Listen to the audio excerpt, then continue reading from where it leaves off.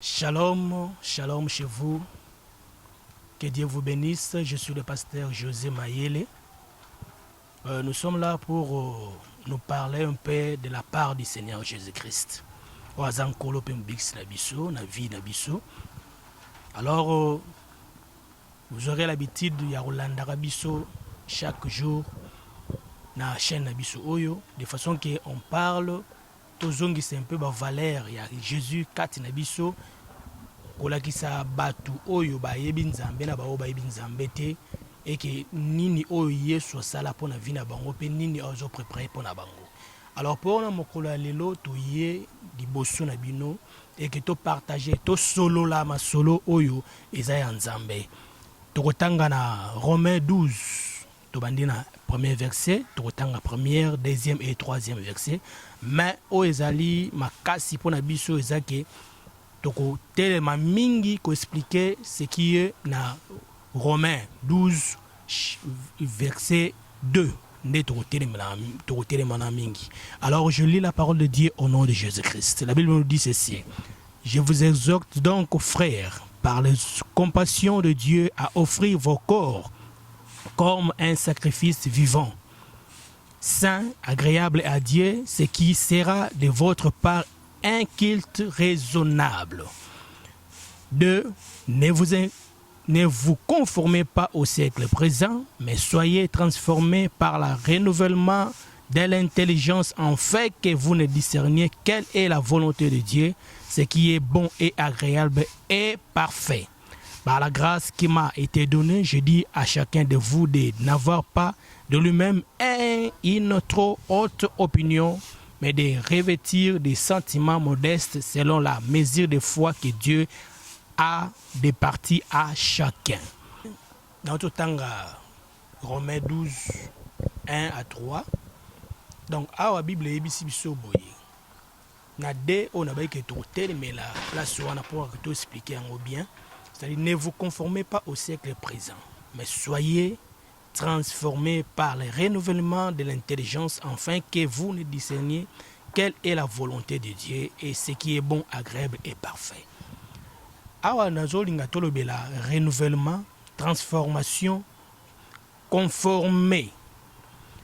Donc, lilobanzambe awa ibisi biso boye.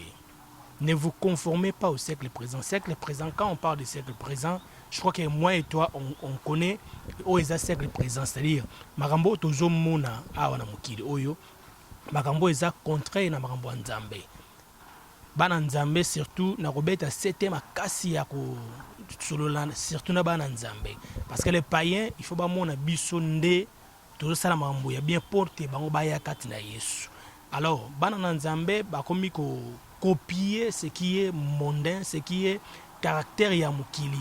Au Bible interdit que se conformer na siècle présent. Siècle présent, au moment internet nde komi boye, il y a d'autres gens qui utilisent ça pour na bolamu. Mais il y a d'autres gens oyo baza mingi bana nzambe bazo utiliser ngo mingi na ya ko détruire bana nzambe. Donc vous mona vraiment que batu oyo basengela ki bate ya balakisa batu parce que liloba nzambe zaka teke ndenga na simbi micro boye nazo teya batu nyuso fo balanda ndenga pe nazo teya non. C'est-à-dire par nos comportements, par la façon dont oyo biso sengeli to zala liboso batu. Donc il y a d'autres choses que tu peux faire na vie. Car ceux qui mutatali boye à comprendre que non aux amwa nzambe de fo aya pana Yesu. Mais est-ce que biso na toza conforme na kolanda makambo ya nzambe to na toza basé na siècle présent oyo. Je parlerai vraiment mingi ya kotala ke batu balingi mingi kolobela internet et puis na internet on tali moi ça me fait rire un peu ya romona ke donc tozo takine toujours lobela batu mingi bana nzambe mwana nzambe azo filme oyo atie azu photo oyo atie et bana nzambe bazo parler n'importe quoi contre ba frère na bango dans le Seigneur. Vraiment eza pasi mingi pona biso bana nzambe surtout et que tozoye ba rôle na biso to photo jouer na siècle présent o tozana ngo parce que mokili ekoleka makambo nango nyonso ekoleka mais le ba nzambe ko tikala seko na vina yo. Alors il ne faut pas te conformer au siècle présent parce que biloko o nyonso yo zomona ke lelo internet, ils ont insisté internet parce que je sais de quoi je parle.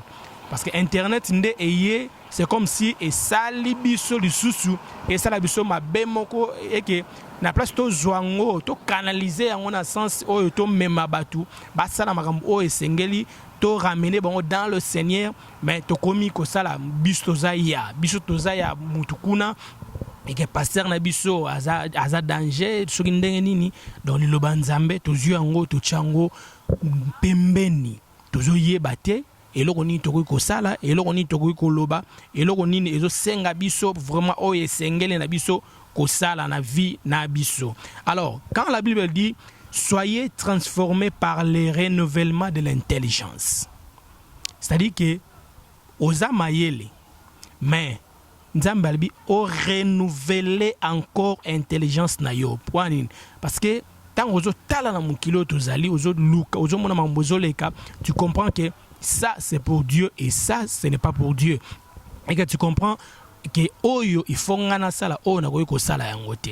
Je vais insister vraiment na sens ya koloba ke mwana nzambe miyeba yomoko ozanani, il faut sala nini pona makambo ya nzambe oyo, il faut sala nini parce que il faut oser la transformer par le renouvellement de l'intelligence, parce que ce qui m'a yele na yo ils a renouvelé. Je crois pas que lobaka mabe pona moninga na yo, parce que Bible dit que soki omoni moninga na mabe pusana yebisa yesoko yo kite zwa des personnes tibre comme belé, à ce moment là okoyi koyeba kolakisa mutu que bolobi yango publiquement. Mais il y a des gens qui prennent seulement une photo, qui prend un petit vidéo et à balancer na ye lokola ikompe ba chaîne nango il faut faut ça la nini, alors mutu comme le ba buzz, donc a tchema kambo na ye ala kisi pendant que non voilà frère oyo voilà sœur oyo. Mais est-ce qu'en réalité moi je pose une question, comme toi tu es là, toi tu ne pêches pas? On a ramené une dame devant Jésus. Babina ye mwasi oyo asali mabe. Jésus atali bango akiti na sia bandiko koma. Après atomble muto abina bango et falaki Jésus alwa kutuke muto asala ekobote. Mais yoka Yesu alibi oyo nanu asala lisumute abamba libanga. Et il y avait personne oya ozaki kozwali banga bamba motion, parce que tout le monde se rendait coupable ya kotala ki ngape na salari na yibaki, ngape na fingaki, ngape na tongaki, donc ngape na zandoki, alors moyen na bamba le banga zate. Vous savez, la femme là elle est restée place à Telemaki, non parce que azayi mutamasumute, non, mais parce que c'était son jour. Ok, il fallait que l'obi que kota na vie naie. C'est comme ça qu'elle est restée avec Jésus. Et quand Jésus a tellement sur longi, a tourné, oh femme, baton so bazalagi bayaki na baki abino bakei. Basale le côté non, basale le côté. Ah ok. Moi si je te condamne pas, va, ne pêche plus. Vous voyez?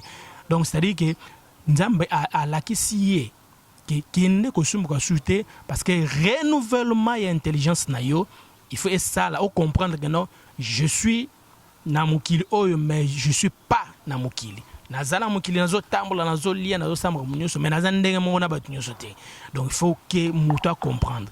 C'est-à-dire la Bible ndenge zo na Romains 12 1 à 3, c'est-à-dire bo se conformer pas au siècle présent. Tala yo moko ndenge zawana siècle présent oyo. Eloko nini zo sala ke et baby sa yo eloko nini zo sala ke okomi trop attaché nango na siècle présent oyo. Qu'est-ce qui ne va pas chez toi? Na eloko moko bozo remarquer que yango vraiment ils a soki na lamika na tongo na bandi yango. Comment tu peux te réveiller le matin et que mbala moko bandi ko tonga, mbala moko tu entrer na internet pour otala ba buzz, pour otala ba finga ki passer nani, ba finga ki moyembi nani, ba sala ki nini eloko nini lekaki, et toi tu commentes. Si on regarde bien na ba commentaire na yo zalaka toujours muto excitaka batu na ko raisonner mabe na ko sala ke batu na bazwa ba mona ke non iloko boy mutu bodongo, c'est toi tu es le premier ou la première ya ko sala ke batu ba koma ba yeba ke amutu kinganda sala ke bu mutu kinganda. Tu sais, dans la vie personne a zangeli solo. Moi je te dis vrai, personne n'a zangé le solo, yo zana le solo, yekuna zana le solo, tout le monde n'a zana le solo naï. Mais ce qui est bien, c'est que dans le Seigneur, les choses anciennes sont passées et voici toutes choses sont devenues nouvelles. Quand on dit toutes choses sont devenues nouvelles, c'est-à-dire même ta façon de parler, ta façon de marcher, ta façon de t'habiller, ta façon de rester avec les amis, ta façon de dire des choses, ta façon de penser. Donc, jamais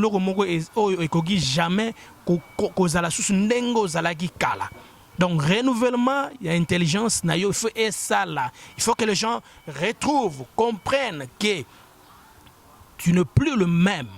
Et que Mouto ba yeba ki wana ya kala aza ya ngote. Parce que les gens, bazan na caractère tu joues ya kolinga, ko juger, ko loba n'importe. Mais toi, sois différent ou différente d'eux. Parce que à part yo, nanzela na yope, na roloba, nde batu ba ko yakati na nkolo. Tu sais pourquoi les gens ne viennent pas dans le Seigneur? Parce que yo mo comportement est bizarre. Nazo beta c'était mingi lelo l'internet. Au monde comment? Au comment la chaîne est belle na internet parce que aux gens pas ça ba vu, aux gens pas ça ba yeba, donc tu es là, tu mets même d'autres titres que voilà, t'as le camboboy. Mais tant que dans la carte on trouve rien de ce que tu as mis. Donc le sujet ba thème ba maram o nyo suzo sala liboso.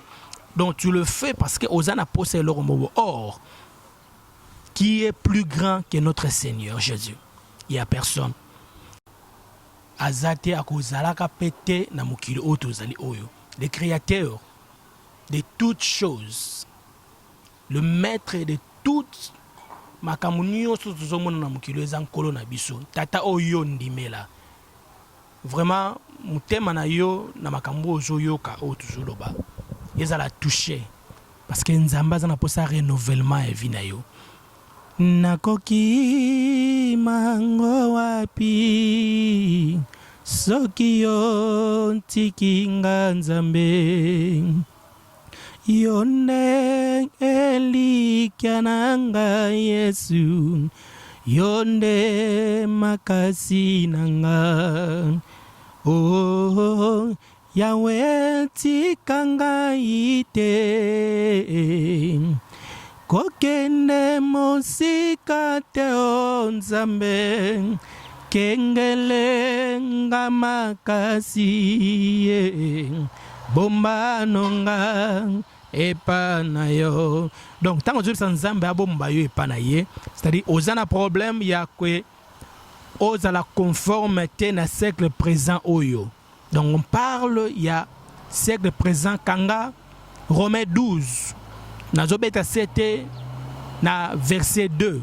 C'est-à-dire ne vous conformez pas au siècle présent. Siècle présent, oui.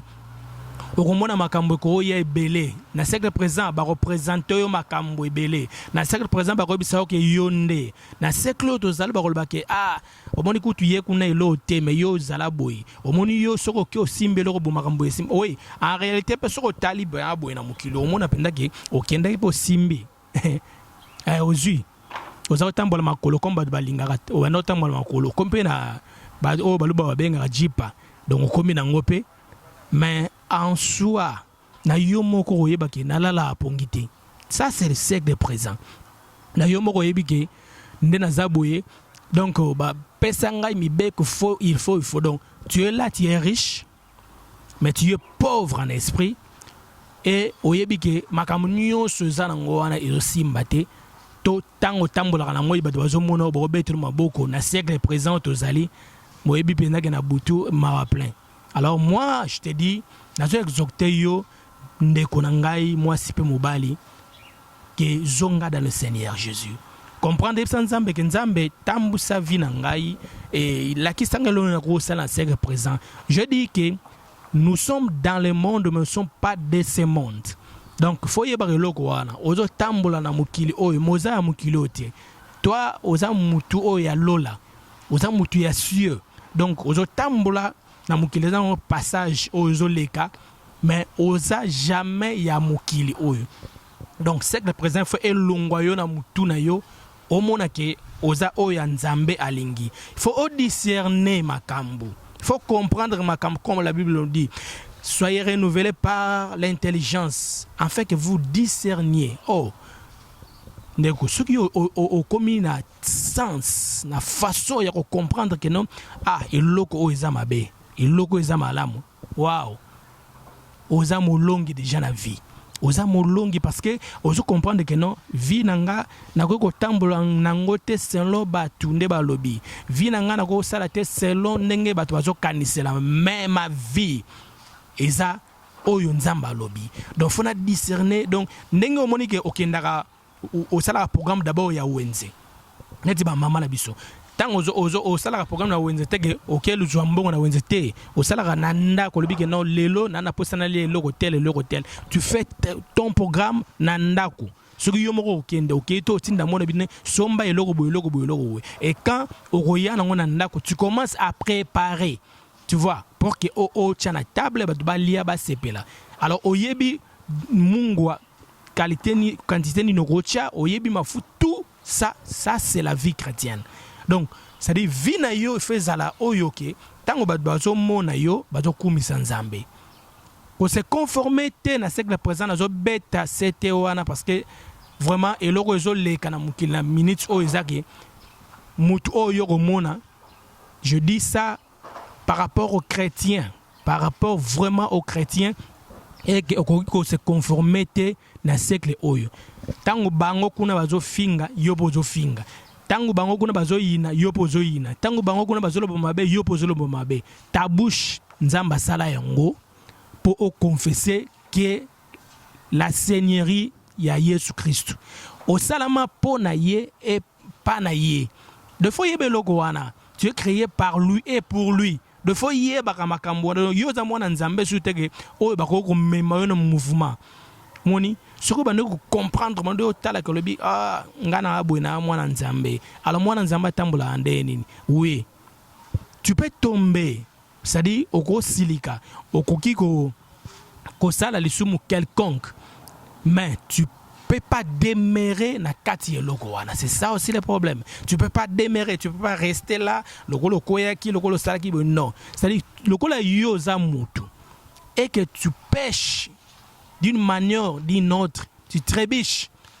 Yeba peke mutu, msusu wana, azan ndeko mwasi ndeko mobali, pe akro trébicher. Mais qu'est-ce que toi tu peux faire? Tu peux seulement prier pour lui.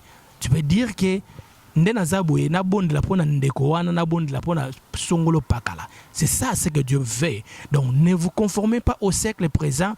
Je veux que au médita kango au tanga kango au comprendre que tant le Saint-Esprit va te toucher, Saint-Esprit va te dire des choses, tu comprendras que awa na banda ko agir mabe, awa na banda ko loba ko sala selonga. Parce que quelqu'un qui est conduit par le Saint-Esprit, son corps ne fonctionne plus. Se penser et ça la rassouter. Donc tu trouveras que aujourd'hui est-ce que il faut que je sors Dieu.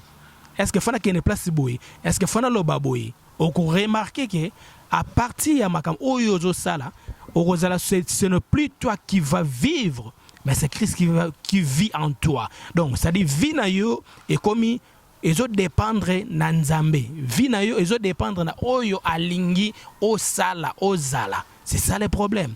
Donc, ne vous conformez pas au siècle présent. Ça dit, quand je dis ne vous conformez pas au siècle présent, comme la Bible le dit, c'est pas que au liate, au latate, au tambolato, sur un abatute, non. Mais ça dit, le siècle présent, toi-même, tu vas voir que, excès ya kozalana na batumabe, tu seras habitué aussi à kozalamabe na batuan. Au mesanababi, muto a mesana fandaka na batumabe. Au fur et à mesure à copier caractère na bango. Et voilà ce que tu fais dans l'internet, c'est ça. Donc yo ndo ozano fandi. Donc d'abord ba futa na ba pe yo pété. Elo sexy nga makasi ngwa ba futa ko pété. Mais au lingi ko ça la buzz, au lingi ko zoba ma solo. Donc toi tu vois seulement les négatifs. Donc pour na yo donc zakara so ba koti na page na yo, na Facebook na yo, WhatsApp tous réseaux sociaux nyonso zanango. Donc on trouve seulement que pana yo zaka matongi, pana yo zaka kokanisela batu mabe. Oh, si tu vois ton frère ou ta sœur nambeba, c'est simple. Yaka pembeni na ye, soki moyen ko poussa na pembeni zate. Luka façon d'une manière d'une autre tu pries. Au moment où aux yeux tenter au coup tana mutandengwana, ce que yo bondela les saintes se va lui toucher et au moment que mutuana a bongo la changer parce que étant que chrétienne nzamba na posa que to sala nini to comme ça batu ba disciple na ye, c'est ça. Dieu n'a pas laissé que toi comme chrétien. Il faut être croyant. Tu crois à la parole de Dieu et tant que tu as croire à la parole de Dieu, a commis discipline l'anzambe. Elle a commis discipline à Yesu wana. Et Yesu susu a mutuana susu a tei mutu susu mutuana comme susu donc c'est-à-dire on fait le monde et à tourner vers le Seigneur Jésus-Christ. C'est ça la base. C'est ça où le Seigneur de bisoba n'anzambe tozana. Alors comprends que tu ne peux pas te conformer au siècle présent. Siècle présent, toi-même tu sais ce que tu fais. Donc, mais tu sais toi-même, quand tu te réveilles le matin, quand tu es à ton travail, partout où tu restes avec les amis, ta famille, tout le monde, tu sais ce que tu fais. Tu passes tout ton temps à parler que du mal des gens. Tu parles mal de ta famille, de tes amis, de tes enfants, de tes parents, de tout le monde. Toi, là, tu parles seulement le mal. Tu ne peux pas passer un bon jour sans que au péché. Tu pêches par tes pensées, par tes paroles. Donc, au lobarano kaka, do yo soko lamki na tongo bandi, o monaki, o yokaki, talakutu. Oh, je te dis, ça t'amènera nulle part. Au contraire, ils ont baby samutu na yo. Ils ont baby samutu na place que tu te réveilles le matin, tu te dis, ok, Dieu, je bénis ma journée, je veux que autant que ça vienne en gaï journal elo pour les alanga bien. Donc, yo osa toujours na penser aux négatif. Il y a toujours un interprète. Tout près on a pour azolo banini. Ah, pourquoi elle a fait ça? Pourquoi il a fait ça? Après, aux Joanine. Moi, je crois que, étant que Batu, n'a interpellé Bisoka Kake, Mizongisa. Donc, soit Internet n'a ligne Moussus. Soit Internet, le bac, non. Je vais propager la parole de Dieu à l'Internet. Je vais parler malamu. Koza la bien na batu na mukile. Vie sociale na biso na mukile. Et koza andengeni, na koza andengeni. Parce que ce que nous avons jeune, nous avons un bon jour na okola. Et nous avons une grande dame à Luka qui a postulé quelque part. Mais ezalaki makambu na ye oyo azai ko sala ne et rattrapa qui est kaka. Donc il a postulé na ye donc elle était censée à Robima parce que azaki na batu. Mais bimi c'est le cas ba film moko azaki na ngwana ahe. Donc et sali mabe. Donc internet na yo ozanango habillement na yo vraiment tala tayo moko habillement soko aux yeux au latia donc batuniso bakangi misu hein. Donc ça donne pas la vie, ça donne donc c'est-à-dire yondo zawana étant que jeune fille étant que maman donc mutana na posaka a monio a sepeli kala kibo komo na yo na tenir Adam.